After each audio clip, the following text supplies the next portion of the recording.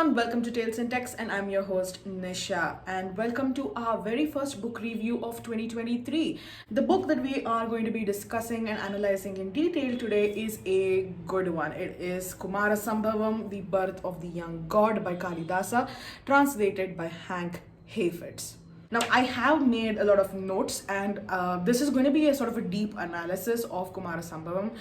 And I'll be talking about a lot of things that I noticed in terms of the theme of the book and the kind of messaging it carries and the kind of insights that I could draw from it and a lot of questions that it raises as well. So I have written down page numbers for some of the questions and debates and discussions that we will be having, so that if you do have a copy of this particular book, this version, then I think you can pull it out and just start kind of making your own notes and just engaging with those sections as well. So first off, a little bit about Kalidasa. Now, Kalidasa as a individual is someone who is kind of shrouded in mystery, although some people believe that he was born and writing sometime in the 9th century and was one of the Navaratnas of King Chandragupta II. Beyond that, not a lot is known except for some of the works that are attributed to him. So I have two books, which is one is Meghadutam or The Cloud Messenger by Kalidasa, and the other is Ritusamharam, A Gathering of the Seasons by Kalidasa. Now, incidentally, I just came across an article which debated whether Ritusamharam was or can be attributed to Kalidasa or not, because the writing style is very different from his other books. For example, Valmika Agnimitram is also a book written by Kalidasa. So there are a couple of debates going on whether this book should be attributed to him or not. And in fact, there are actually discussions even today which are considering if Kalidasa was not a single man, but rather an epithet given to a multitude of people. Like, for example, the Mahabharata, the title Vyasa is, again, it's a title, it's not a name. So is Kalidasa a title or is it a name? So there are a lot of discussions going on about him, and so there's not a lot of archaeological or anthropological or historical evidence in terms of who Kalidasa really was. He's quite literally shrouded in mystery. Now I just want to give a bit of introduction about the translator Hank Heifetz. So he is an award-winning translator of Indian languages and Spanish, and a poet and a novelist, and he was awarded the prize for Best Literary Translation from a South Asian language in 2002 by the American Oriental Society. And currently he's working on a novel and finishing a long literary translation of the ornate epic, Sanskrit epic Shishupala Vadha by the poet Magha. Now, Shishupala Vadha basically talks of Shishupala's death at the hands of Krishna in the Mahabharata. And in fact, just incidentally, I just want to kind of, I don't know where my book is. Oh, here it is. I just want to digress for just a tiny second and say that I am reading volume 2 of the Mahabharata, and I think Shishupala Vadha is in this book. I am so excited to get to it, but we'll get to that later, and I will make an update for Mahabharata as well. Alright, now let's dive right into the book. This book has been translated in a sort of prose poetry style, so that's something that you need to know, because Kalidasa used to write poetry, and that is, his verses were all in the form of poetry. And Hank Heifetz mentions in the introduction how he did not retain a true translation of Kalidasa's poem because he wanted to fit it into the contemporary English grammatical rules and English lexicon and just the kind of structure of English that was suitable for people who knew English to understand and enjoy the poem Kumarasambhavam. And he does mention in the introduction how this is not a 100% accurate translation, while he has tried to maintain that authenticity wherever he can. In areas where he feels that the beauty of the poem can be improved by kind of modifying the figures of speech or by replacing certain terms with another, then he has taken those creative liberties to do so. And in the notes, which is basically in the last part of the book, I think from page 171 onwards, You have a detailed note section of this entire last part. You have a detailed note section with all the notes for all the changes he's made, all his interpretations of Sanskrit terminology, and just general notes for his work, that is his translation of Kumarasambhavam and of Kumarasambhavam itself. So these are a couple of things that you do need to keep in mind going into this book, especially this version if you're picking up Heifetz's translation. But beyond that, if I'm gonna be very honest, I actually enjoyed this translation. I didn't think that the lack or reduction in authenticity was actually a problem. And in fact, as someone who doesn't read poetry as much, because I'm more of a prose person, or prose, essays, stories, that kind of a person, and as someone who doesn't read poetry that much, I actually found this translation very accessible and enjoyable. And in fact, because of that, I purchased a couple of other poetry books which pertain to the classical Sanskrit period and even earlier than that. So that's something I will make another video about soon. But this really did get me into the field of poetry, and I'm just really enjoying poetry because of how accessible this book was. So I think if you are not too much of a purist, I think you wouldn't have a problem in terms of whether you'd enjoy this book or not.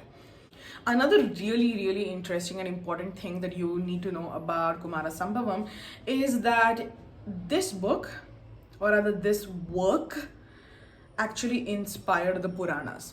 Now, the Puranas are a group of ancient Hindu texts which are considered to be a collection of stories and also a repertoire of philosophical and moral discussions. They contain stories of the gods, their origin story, their avatar stories.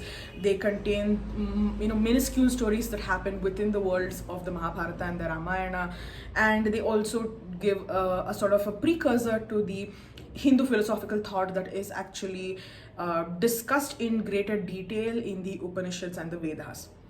So the Puranas have always been considered as to be the source material for a lot of traditions and a lot of belief systems in Hinduism. And it is very easy to have a misconception that it is the story in the Puranas of Shiva and Parvati, or of Shiva and Uma in this case, because she wasn't called Parvati, then she was called Uma. It is very easy to believe mistakenly that the story of Shiva and Uma and the birth of the god Kumara actually took place, or rather was described in the Puranas first, and it is from here that Kalidasa took inspiration. But that's really not the case. In page 6 of the book, in the introduction, Heifetz mentions that the story appears in the Puranas, the Sanskrit collections of religious legends, but all of them would seem to be later than Kalidasa, whose specific sources are unknown. So this means that it was Kalidasa's story that was absorbed into the larger Puranas, and specifically the Shiva Puranas, and it was Kalidasa's story which inspired the creation of the Puranic myths. So what this means is, as opposed to religion inspiring literature, here we have literature which inspires religious thought, and therefore from religious thought, this book, that is this work called Kumarasambhavam, actually inspired millennia of religious beliefs. And I don't think Kalidasa ever intended it to be that way, but it just got absorbed in the grander narrative of Puranic myths. Now, coming to the actual meat of the book, which is the story. Now, Kumarasambhavam is basically the birth of the young god Kumara. Now, god Kumara is the firstborn of the gods Shiva and Parvati. And you're probably more familiar with their second son, Ganesha. And Kumara's birth is orchestrated by the other gods in heaven, for a lack of a better term, because at that point in time, there are asuras who are wreaking havoc on all the worlds, and there is no way to stop them because of how Brahma will have given a particular boon. And in order to kind of overcome the limitations and restrictions of this boon, the gods orchestrate the birth of Kumara. But unfortunately, Shiva, who is designated to be the father, is now on a path of abstinence. That's because his previous wife Sati would have committed suicide when her father would have disrespected Shiva, and so she jumps into fire and in sort of solidarity with her husband because she cannot bear to hear the appalling things her father says about Shiva. And so, seeing his wife die, Shiva is heartbroken, and so he starts kind of detaching from society, constantly meditating, staying in graveyards, and just being away and detached from society. And so he refuses to get married or have any sort of conjugal relations with anyone. Now, Sati is reborn as Uma, who is the mountain Himalaya's daughter, and she's aware of her history and of her past life, and she is determined to be united with Shiva again. But here's the catch: Shiva does not want to marry her because he doesn't know that Uma is Sati reborn. And so Kumarasambhavam actually charts the birth of Uma to Himalaya and Mena. Mena is Himalaya's wife, and her youth to her to the time she grows up, and then how she goes to be a disciple of Shiva, and she sort of cares for him and kind of makes his life easier. And then we have the arrival of Kama, the god of pleasure, and his role in making Shiva fall in love with Uma. And then we have Shiva's rage, wherein he cannot believe that Kama had the gall to use his arrow or dart of love against him, and so he burns him to death. And then we have Kama's wife Rati, just wailing for the loss of her husband, and that's another sarga which is really beautifully done. And how she begs the gods and how she begs the season of spring to bring him back to life. And then we finally have we have the next stage where Shiva actually falls in love with Uma, and then he asks her to marry him, and then it's all about seeking permission from her father, the wedding preparations, and then the actual act of going to the wedding. The next sarga is about the marriage of Shiva and Uma, and a lot of marital rites are actually described here. And it was interesting to note that some of the rites that were used or that are mentioned in this book are actually used even today in specific Hindu marriage rituals. So that was an interesting thing to kind of observe, that how some of these traditions, marital traditions, have actually passed down so many millennia. And finally, we end with Uma's pleasure, which is the final sarga, the final section of the book, wherein the act of lovemaking between Shiva and Parvati is actually described. This section is not coarse or deviant in any way.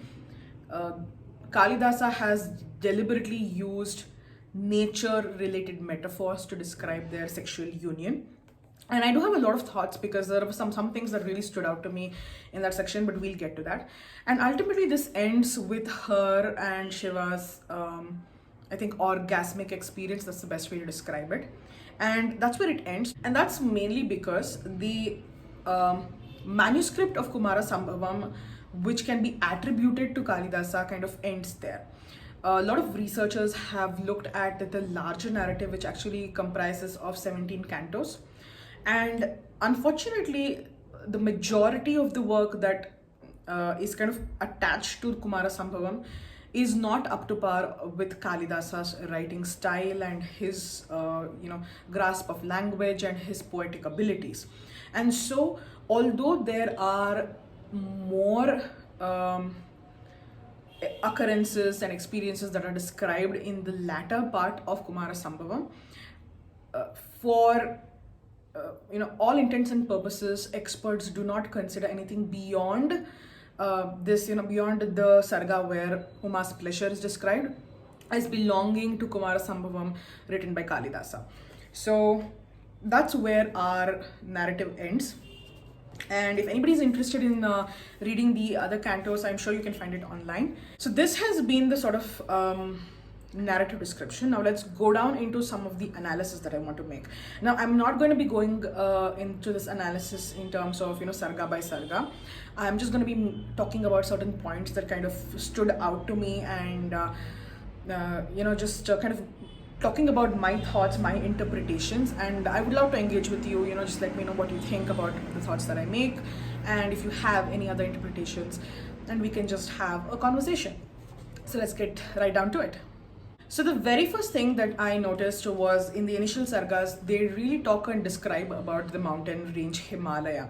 And it's really beautiful to see this because Himalayas are still one of the most beloved mountain ranges in the world today. And they play a very pivotal role in the formation of the earth, in the, nurturing of endemic ecosystems, in the livelihood of so many thousands of people. So it is really a mountain range that has kind of pervaded through time and just through imagination. And so it's really nice to read about the descriptions of the Himalayas. So that's something that one thing that stood out to me.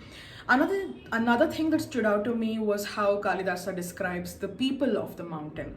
Now, although the characters in this book are all divine or semi-divine, the description of the people in the mountain is about how friendly they are, how hospitable they are, how kind and empathetic they are, and just how generous and loving they are. And as someone who has done a couple of treks in the Himalayas and who's visited different places around the Himalayas, I can personally attest to how friendly and hospitable and generous the people living in the mountainside actually are. And so to see that this spirit of generosity and hospitality has continued through the centuries is just absolutely brilliant. So that's something that really stood out to me.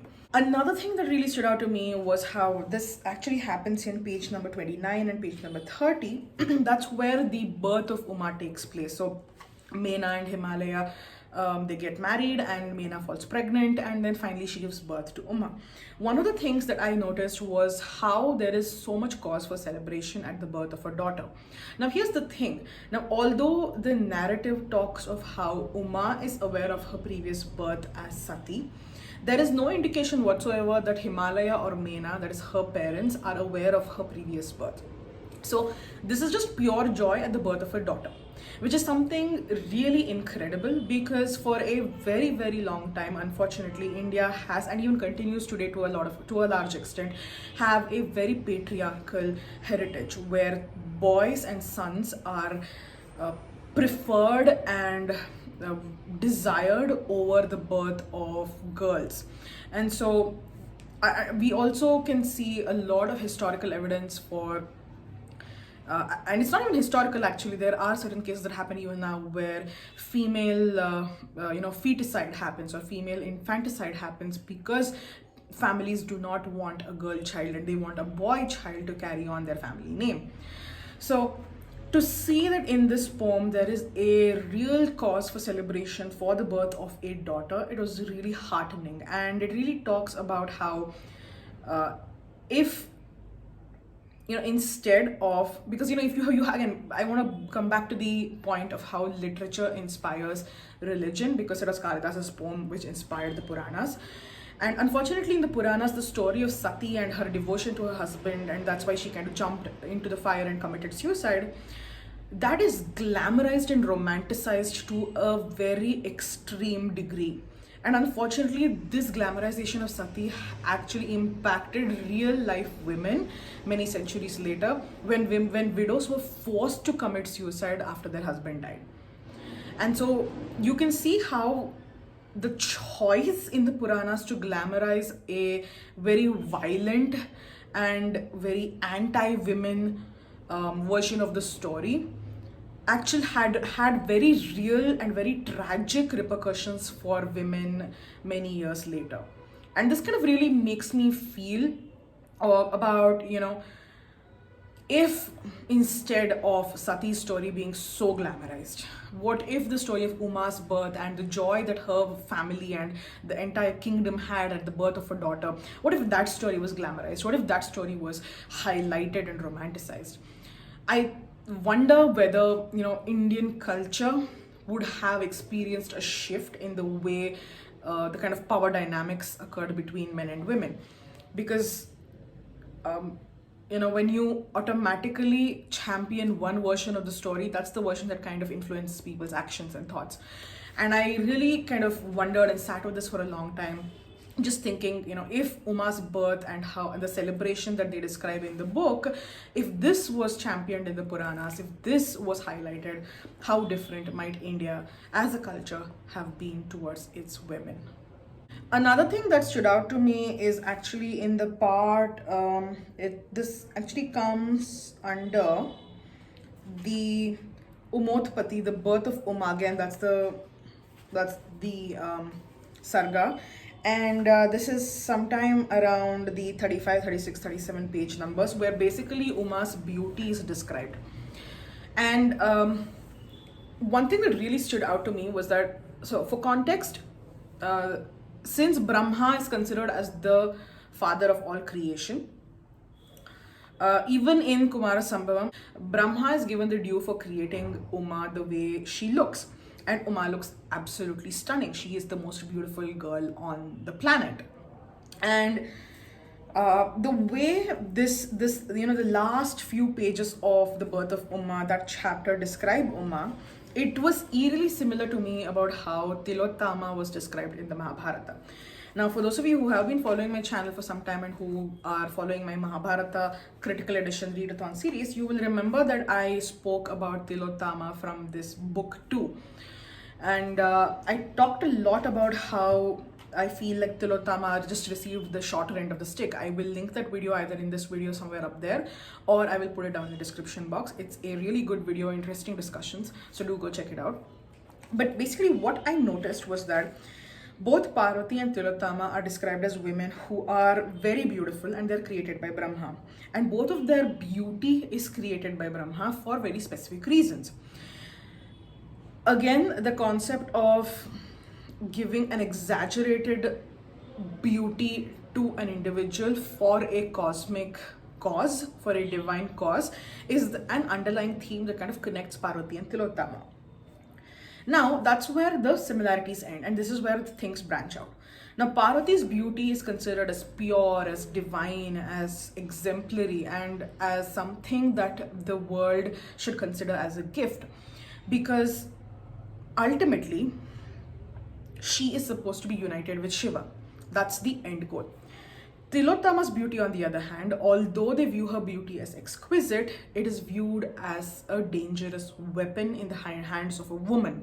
And in the Mahabharata, because Tilottama's role, just for context, was to use her beauty to entice these two Asura brothers so that they could turn on themselves and kill each other. And that's why Tilottama's beauty, which was also constructed by Brahma the same way as Parvati's was constructed for a cosmic cause, for a divine purpose, is considered as a weapon in the hands of a woman who could be conniving.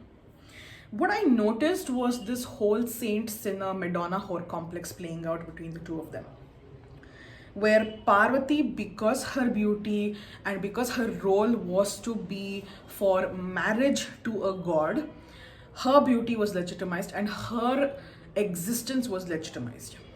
Whereas Tilottama, because she was created to create dissension among Asuras and her beauty was supposed to be a weapon, quite literally a weapon, she was, in the terms of Brahma, given a boon, which I consider to be a curse, to be honest, is that her energy would be so strong that no one could look at her directly ever, which honestly is a curse. And in the other video that I have made, I discussed in detail about why I think it's a curse. But you can see how her beauty is considered as unworthy of praise or unworthy of note, because her role was not to be a wife. Her role was not to be the subservient partner in a relationship. Her role was to be someone who would instigate, a kind of fracture between two villains, right?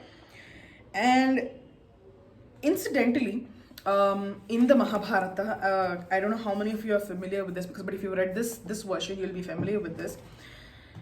Shiva is so taken by Tilottama's beauty that he just cannot stop staring at her, and Parvati is really upset, and also she's angry at Tilottama.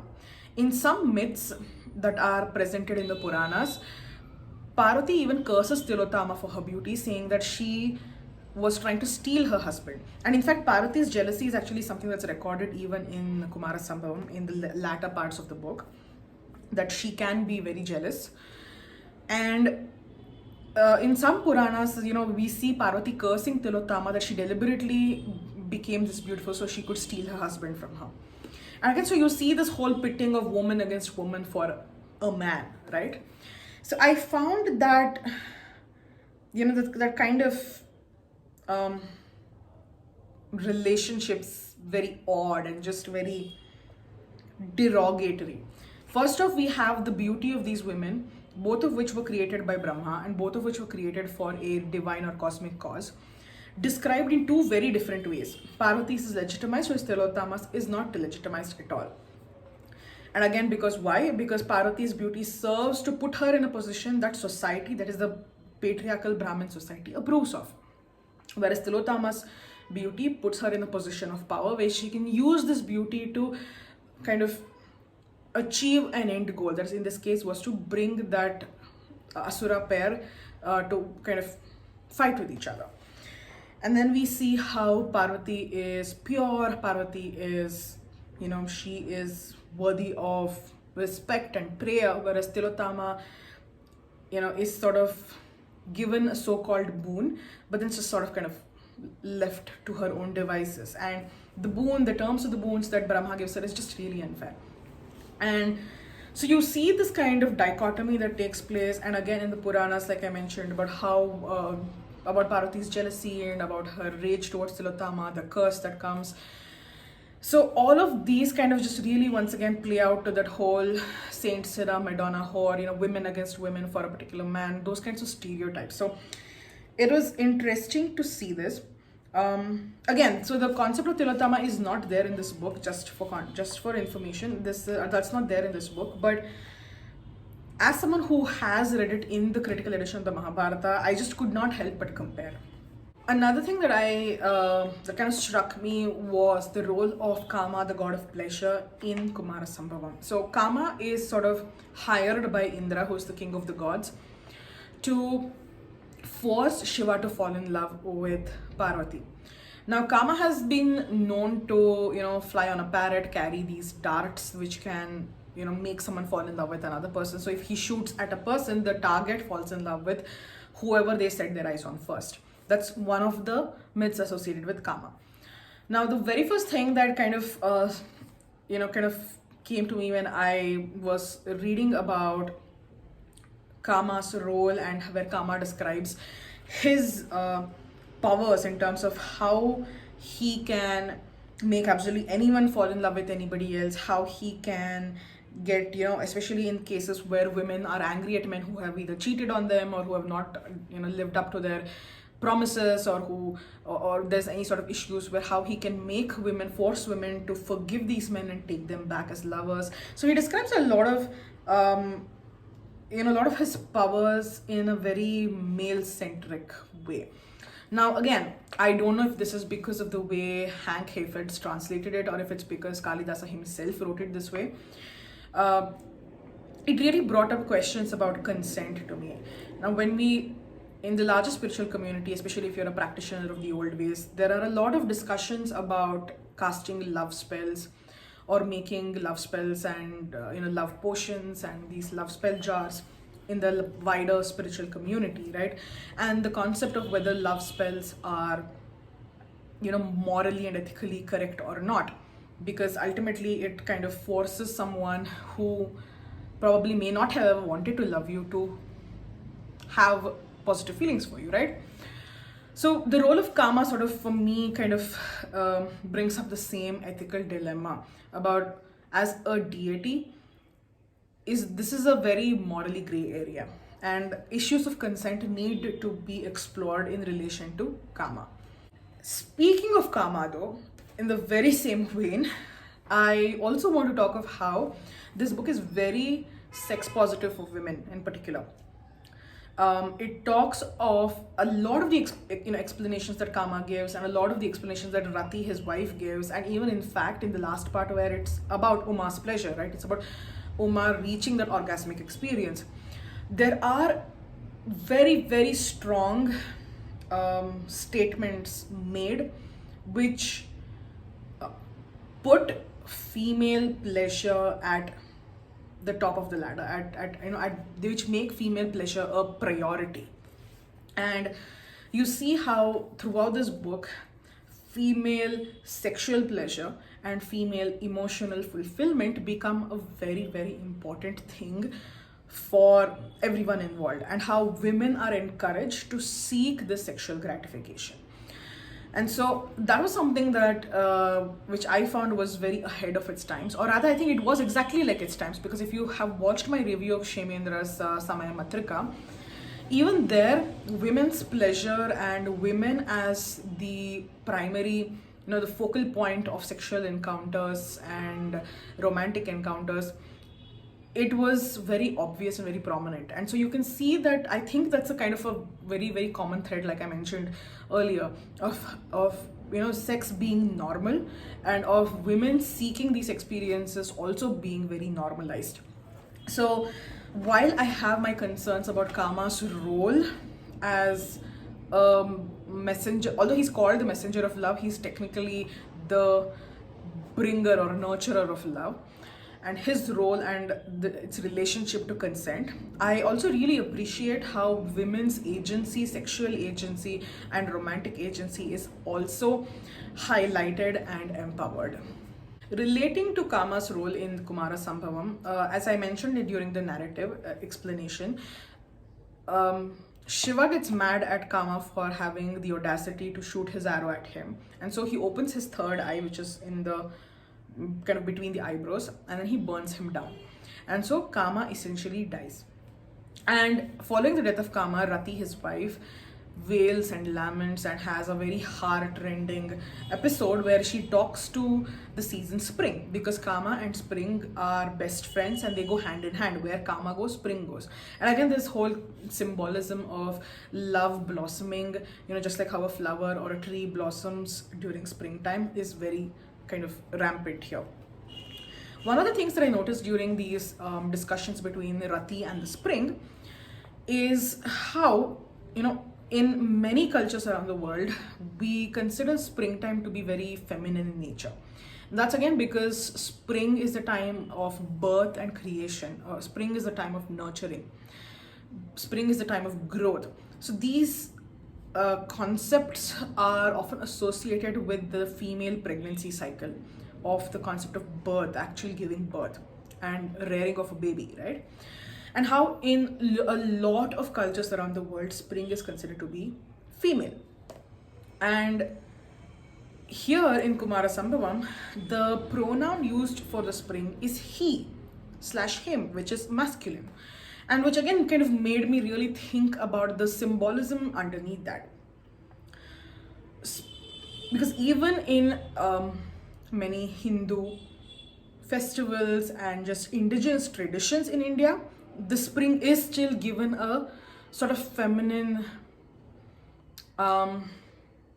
respect or feminine perspective in terms of how indigenous traditions and certain festivities are organized. They're very feminine in their centricity. Yet using the pronouns he/him to represent spring kind of brought up to me images of Ardhanareeshwara, which is again a version of Shiva and Parvati combined, because Shiva and Parvati, when they unite, the being that is formed is half male and half female, and that's what Ardhanareeshwara comes up to. And so for me, I started thinking about how spring here could be a sort of symbolic representation of transsexuality or even hermaphroditism, of the fluidity between genders, and how gender is not a barrier when it comes to the natural environment, right? Because in nature there is no such kind of binary delineation of gender.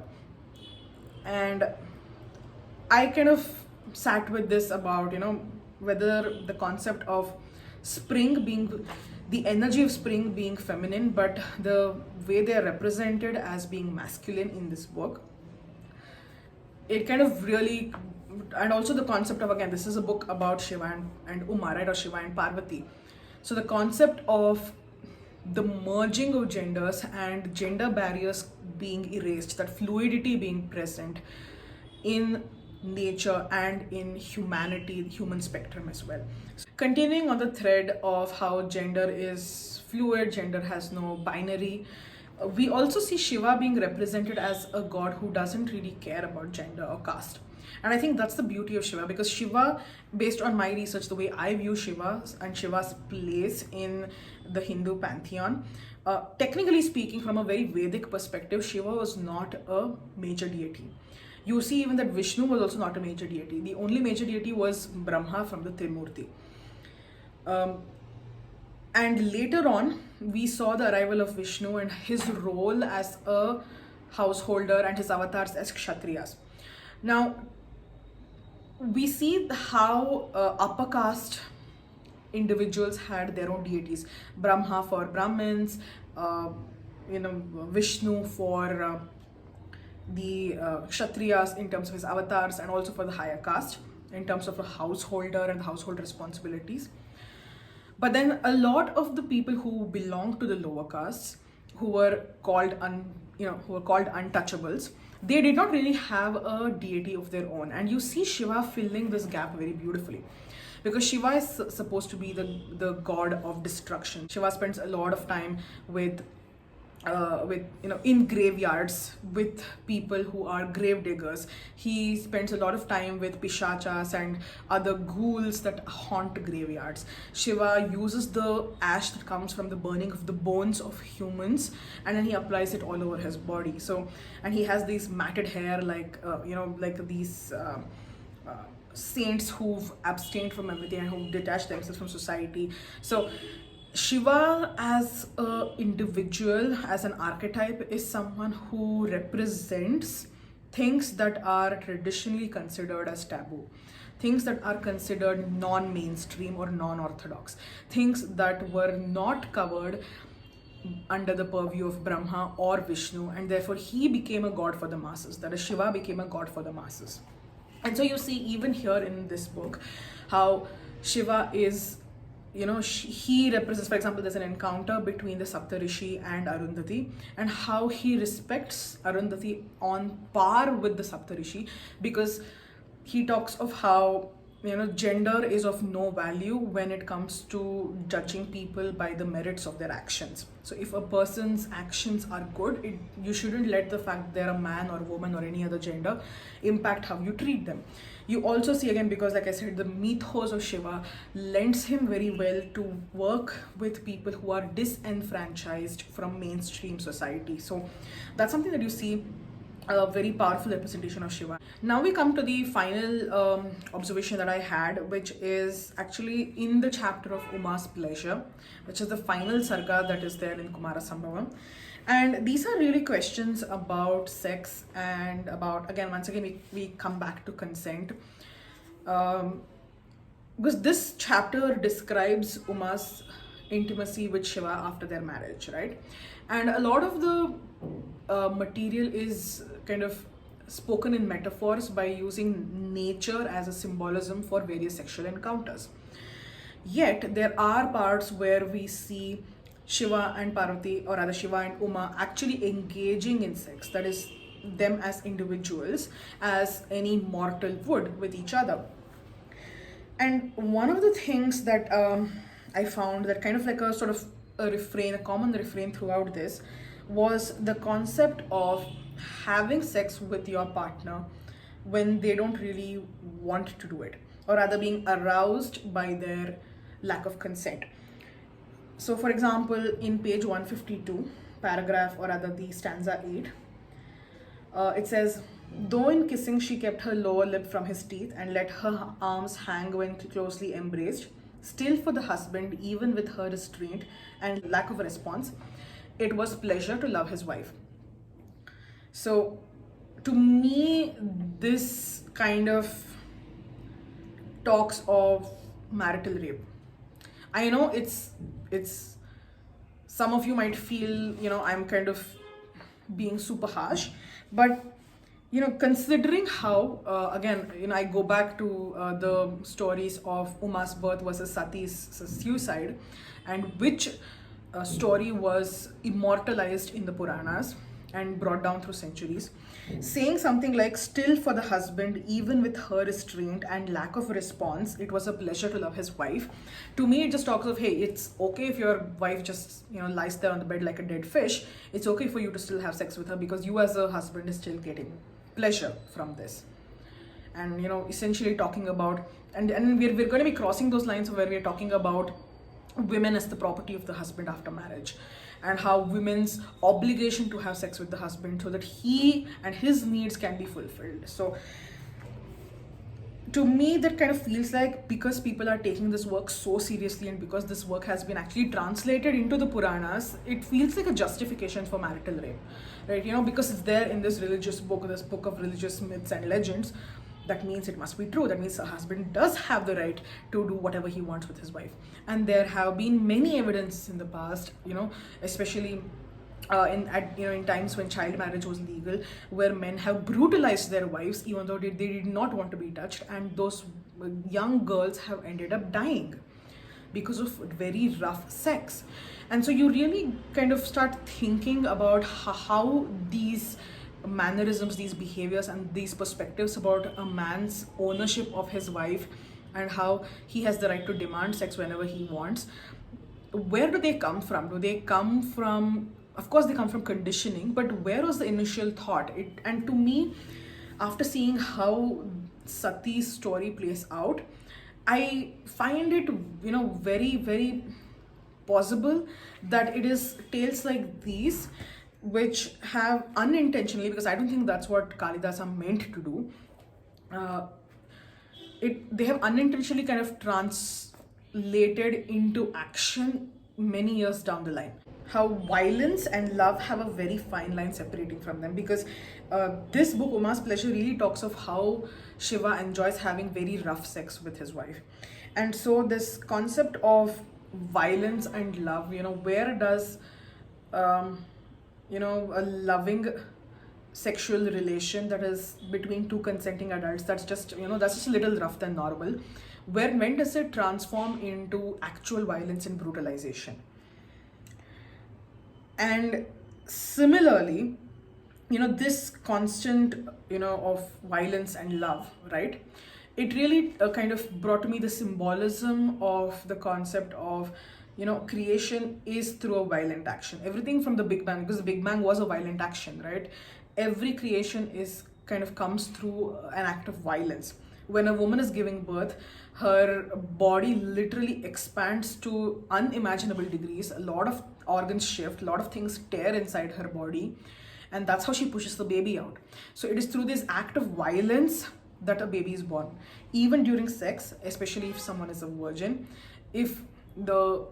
especially in a heterosexual relationship, if the man isn't careful, the woman can bleed because of forcing too much pressure on the hymen. So every act of creation ultimately kind of, when I look at a lot of things, they result from an act of violence, a very destructive violence. So that kind of was very glaring to me. And also the role of Shiva as the god of destruction, and the role of Uma in her Parvati role as the goddess of fertility, childbirth, the home and hearth. She's the goddess of Parvati, is technically the goddess of fertility. She's the goddess of the home. She's the goddess of married women. So you see how this destruction leads to creation. So the whole concept of violence and love, having that very fine thread, again translates to destruction leads to creation, and again translates to the role of Shiva as the god of endings and the role of Parvati as the goddess of beginnings. So that was something that was really interesting for me to kind of just think about. I think the final thing that I want to end this analysis with is, how man's sexual appetite versus women's comfort and her ability to keep going on, because again, like I said, it is relentless. So Shiva is pretty much relentless, and so again it talks of consent, marital consent, sexual consent. So it's a very conflicting book in the end, to be very honest. That's how I think I want to leave you with this. The ending of Kumarasambhavam, at least the cantos or the sargas which are attributed to Kalidasa, ends on a very conflicting note, at least for me. we see on one hand how women's sexual agency is highlighted and championed, but at the same time we see how men's sexual appetite and satisfaction always sort of trumps women's comfort and consent. So it's a very, very conflicting ending. And again, I think this is that ethical moral conflict that kind of leads us to seeing how this story has impacted behaviors and gender relations, especially sexual relations between heterosexual couples in India. Is this book worth reading? Definitely it's worth reading. It is very interesting. If you want, you can choose other translators out there. Do let me know what you think of other translators' works and how they compare to Hank Heifetz, and whether any of the things that I mentioned are some things that you thought about in your translator's works, or if it's something that sort of got lost in translation because of how Hank translated it. Because ultimately we do need to remember that Hank Heifetz, no matter how good he was at translations, ultimately does come towards Sanskrit literature from an Oriental perspective and from the perspective of exoticism. And so certain things do get misrepresented in the process. So do let me know what you think, and I would love to engage with you. If you've stuck around with me so far, this has been a long video. Thank you so much for watching, and I will come back to you with another book review. For now, me and Kumarasambhavam by Kalidasa sign off. Bye bye. Have a wonderful day.